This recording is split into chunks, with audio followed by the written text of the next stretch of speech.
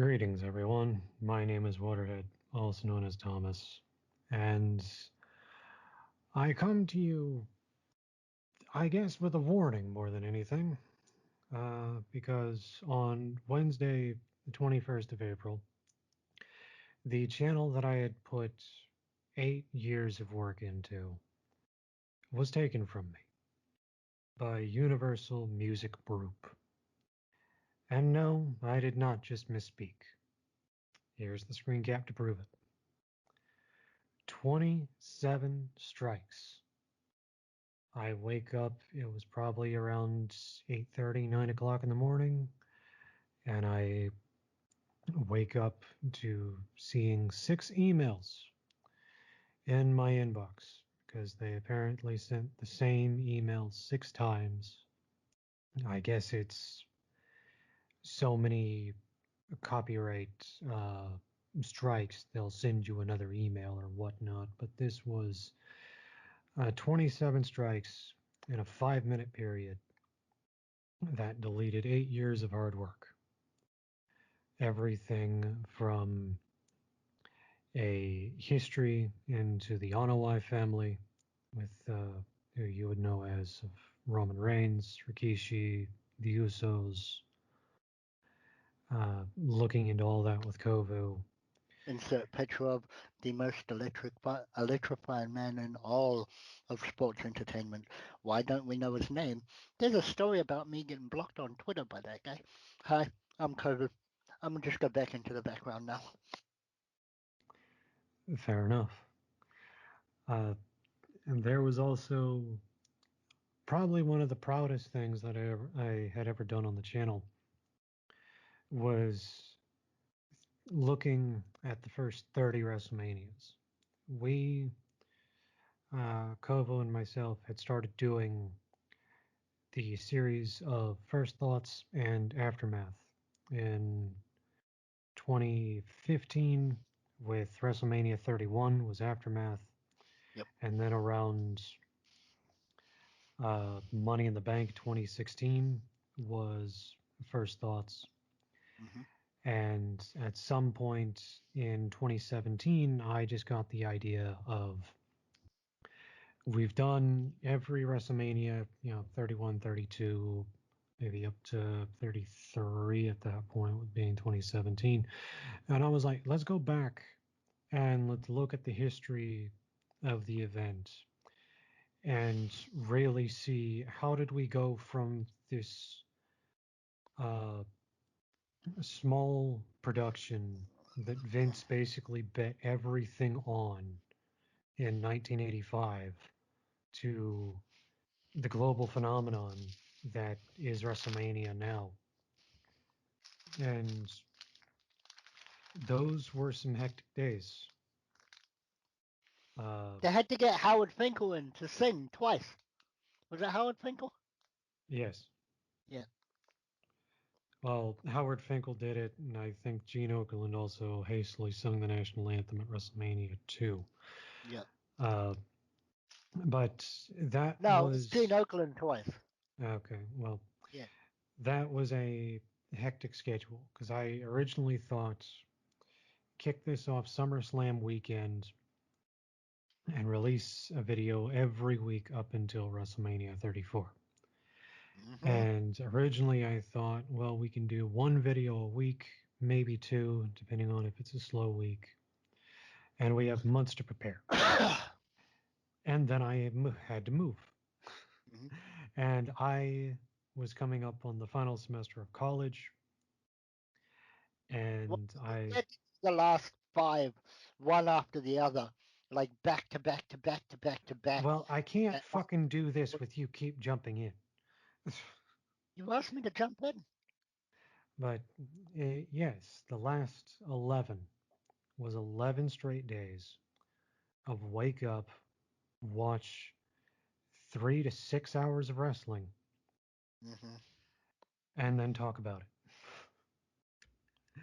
And we And ran that. Fucking the wrestling that was on at the time. The wrestling that was on at the time, being a part of the LRWS podcast with Lawrence, uh, there was a lot going on. And if anything,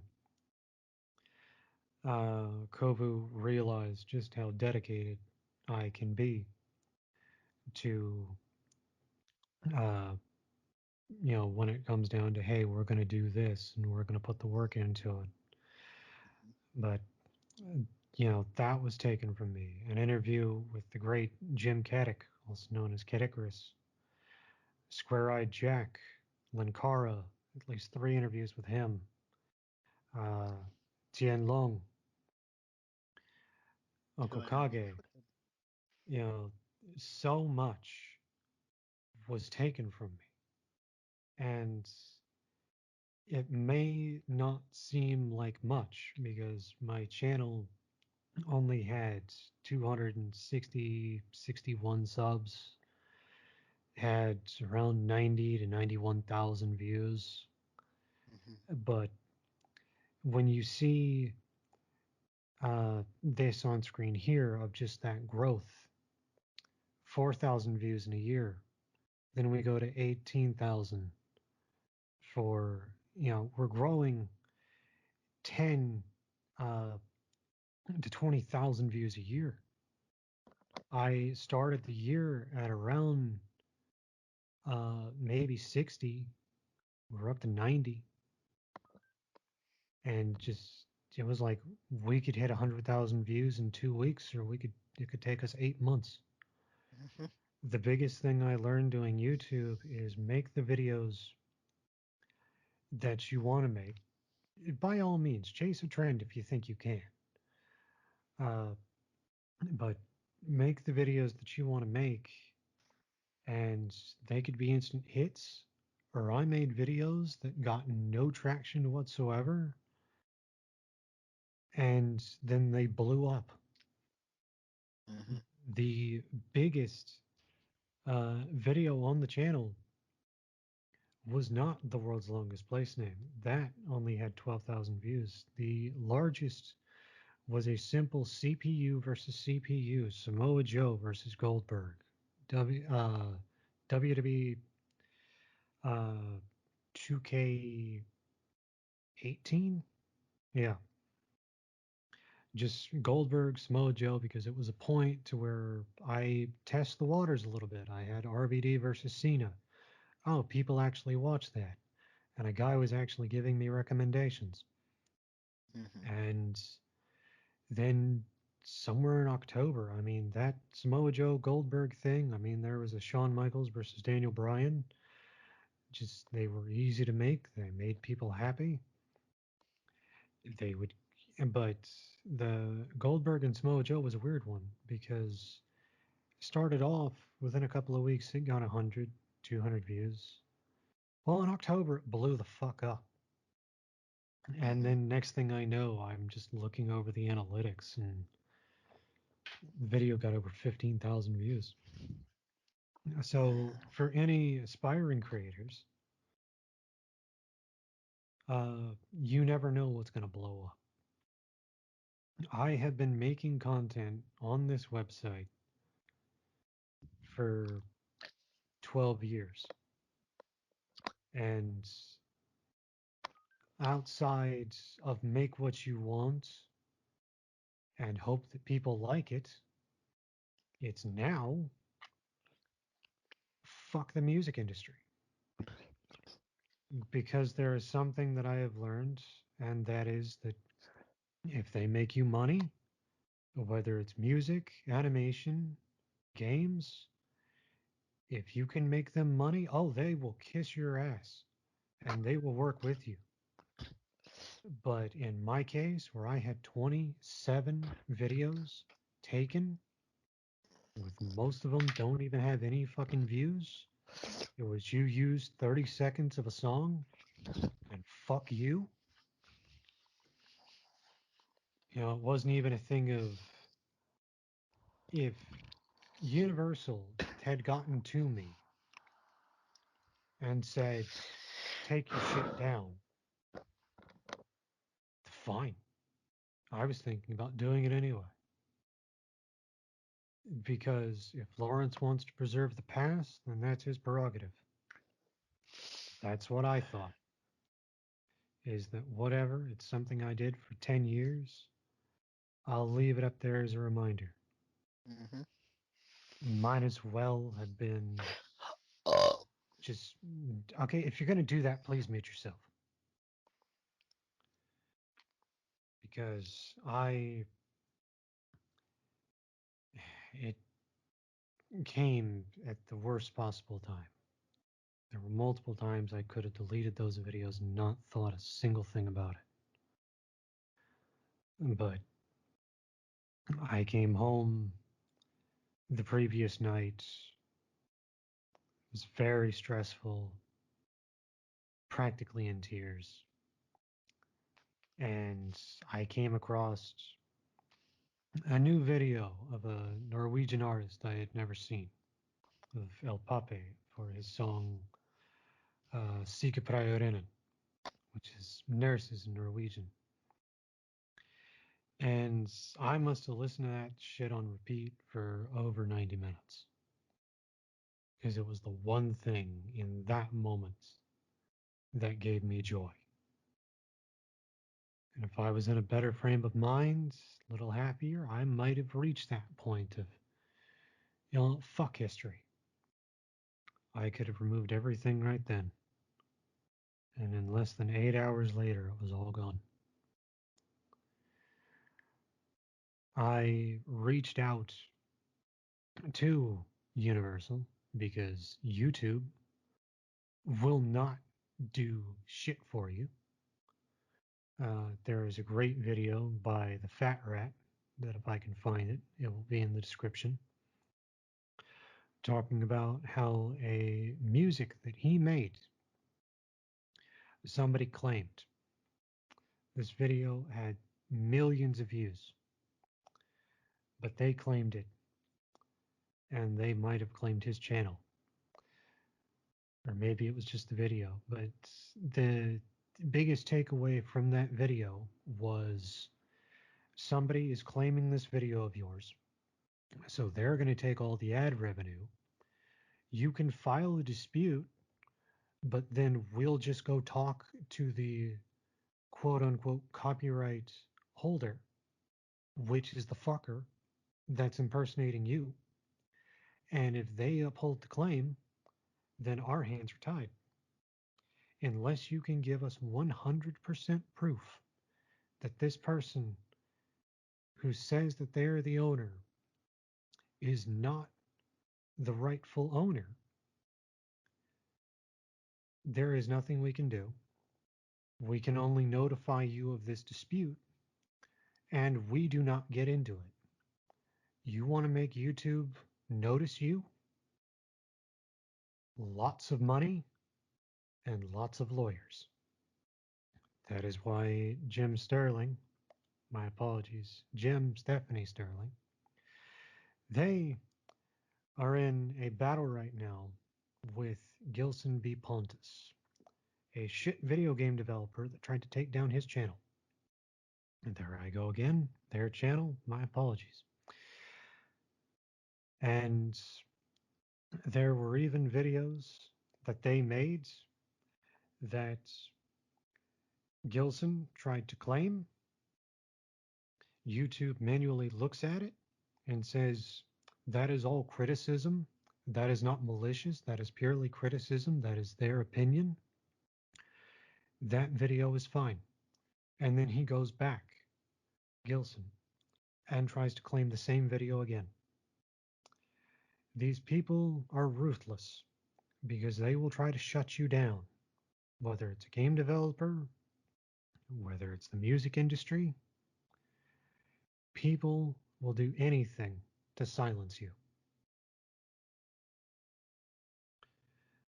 So, 8 years down the drain, a lot of good memories, a lot of content I spent hundreds, if not thousands of hours editing. Where do we go from here? Well, that's the question, isn't it? I wouldn't mind speaking with some people again. wouldn't mind checking in on Catechris, learning about Square Eyed Jack's mental health. He came out earlier this year saying that the exact details are a bit rusty, but it seemed like whenever he would have stress or become very stressful, that stress would be so difficult on him that it would cause seizures. So much so that uh, he's on a disability pension now. And when I saw that video of his, it just made me so grateful that he's still here, that he was able to get the help that he needed so he could go on living.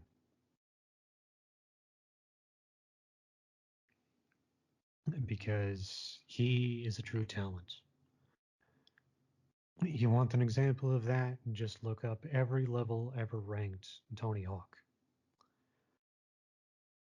It was like 100 something levels that he ranked, all from main console releases to handhelds.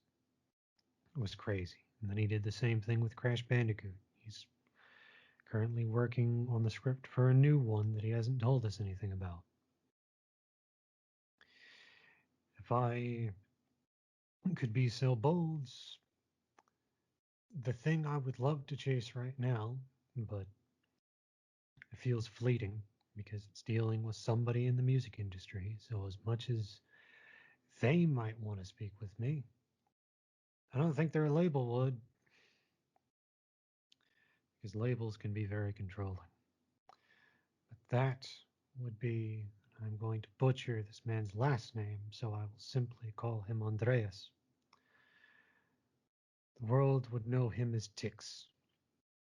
He is a Norwegian artist that I think the world is finally taking notice of because of his Eurovision hit that was debuted at the Medley Grand Prix in Norway, which is essentially the Eurovision qualifier of you win this, you're in Eurovision. So he will go on to represent Norway with the song Fallen Angel, known in Norwegian as Vemake, Out of the Darkness. You'll have to forgive me because as much Nynorsk as I have learned through Tix and through Hugh, I am horrible when it comes to languages. But hearing his tale of it resonated with me because we both went through the bullying as children. We both didn't fit in. In high school, I just said, fuck it, I have a small group of friends, that's good enough. But he was known as, he was given the nickname Tix as a young child, Tikcs. And eventually he took a hold of that, made it TIX, and was able to make a living uh, making music. So he learned piano, he learned guitar. He said, I want to be an artist and I want to be one of the best. I came across his music through Hugh of just, I had never heard of this style of Norwegian party music. And when I first came across him, I honestly hated him. I hated East High 2015 because I'm seeing this skinny white dude in a fur coat, reflector aviators. It's like, who the fuck are you? But there was something about that that made me keep coming back. And then I keep going and going, and I just fell in love with the music. But to hear in an interview that was late last year, earlier this year, how his cat Findus is the entire reason he is alive today. Because Tix took over Andreas. And he was all set to end it. Notes, wills, pin codes, and it was all with a conversation with Findus that he got the what would eventually be the lyrics to uh, I unfortunately don't remember the proper Norwegian name for it, but the simple hook for it was I don't want to live, but I don't want to die. And at some point, he realized that I had been the soundtrack for many good moments,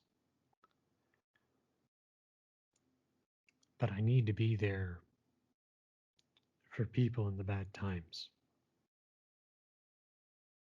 Because he felt that way because Tix took over. Tix was created as this superhero, everything that Andreas wanted to be. Of Tix didn't care what other people thought. He could do whatever he wanted.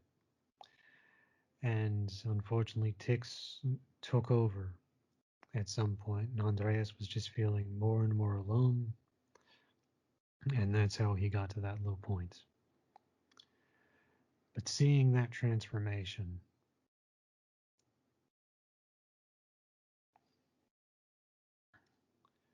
it makes me so grateful.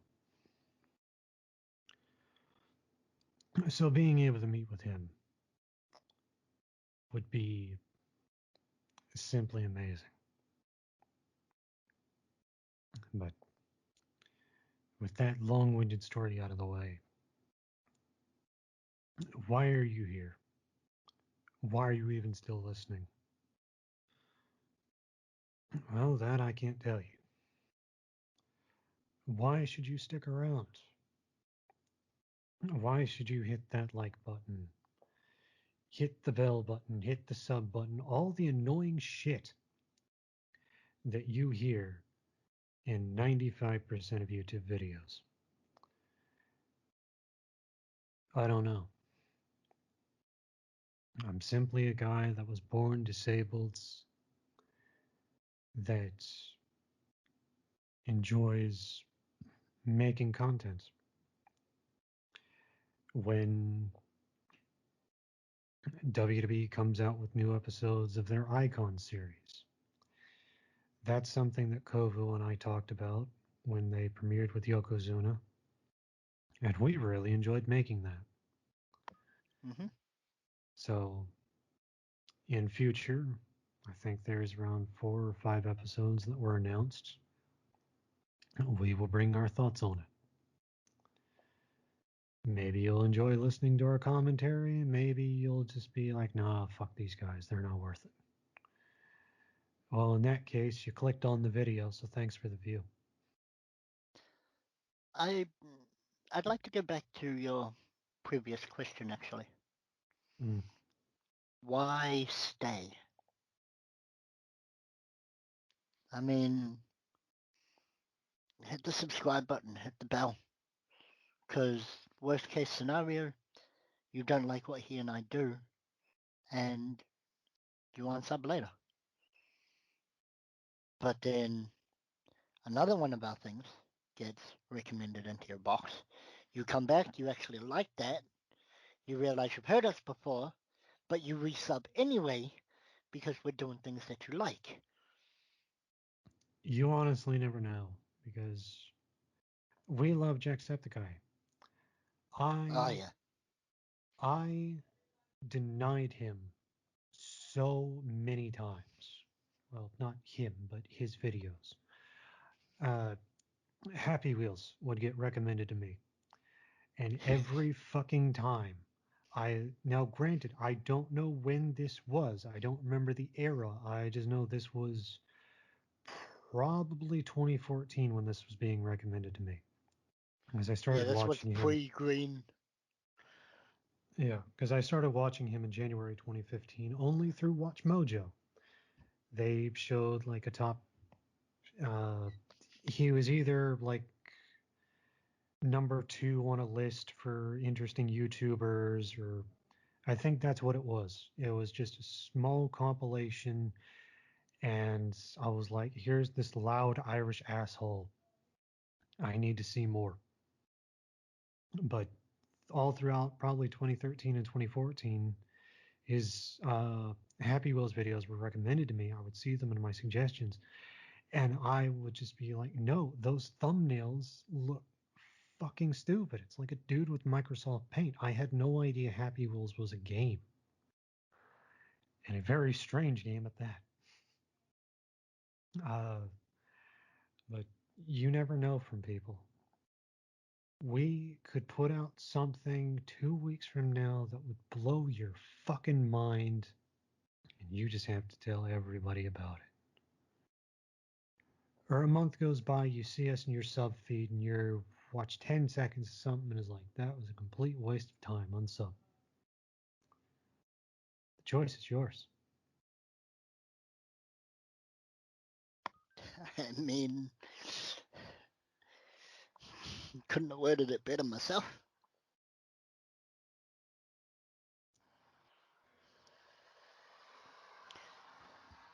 So we have ideas, ideas that hopefully won't be shut down because of copyright. Because unfortunately, even just talking about something, that was another thing that the Fat Red had mentioned. He had mentioned somebody, I think they were talking about Bohemian Rhapsody or another, or it might have been an artist, not showing any of a music video, not playing any of the music, just talking about it was enough to get it pulled. So there's an idea that we've had on the back burner for years, and it's mostly my fault. Because I said, Kovu, we're doing this thing with WrestleMania. And he's like, great, but we get to do my thing next. Well, What's your thing, bud? that's It's never not happened. SummerSlam, that's for damn sure. So his idea, we've just been sitting on it and sitting on it. Well, now that it's ended, we're like, fuck it, let's do it. You know what? Don't even say it. Just put the words up on screen.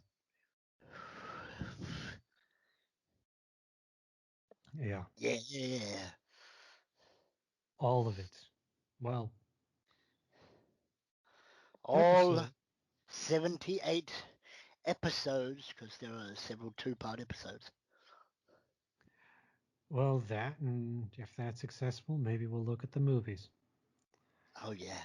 But that's something that's been in the pipeline for years, and it kind of makes me happy that we didn't do it, because then that's another thing that we would have put a lot of effort into that would have just been taken from us. Yeah. So I think it's time that we just throw shit at the wall and see what sticks. And we got a lot of shit, baby. It's only what? End of April, start of May. Let's get some work done. So with that being said, if you made it to the end of this, tell me your favorite ice cream flavor in the comments. Because I really want to know who made it this far. Thank you. What's your favorite ice cream? Probably right now, Moose Tracks. Moose Oh, yeah. Tracks. Moose Tracks. Yeah. Ooh. Do you have that in your country? No.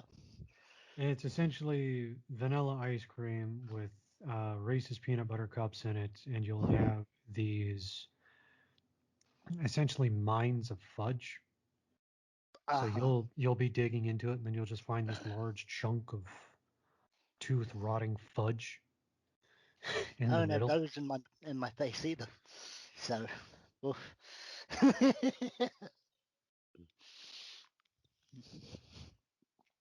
Well, what's yours then, since you asked the question? Cappuccino.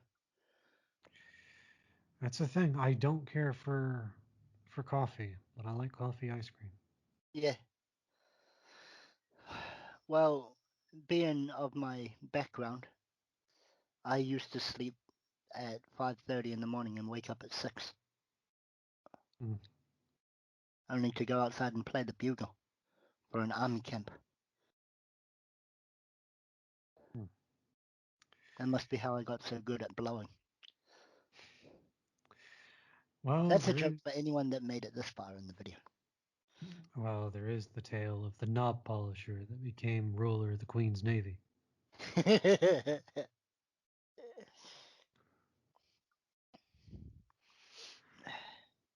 So, It's like saying, why do why do European boats have barcodes on the back mm, so they can Scandinavian? oh, that was painful. And yet, wasn't bad. Made me laugh.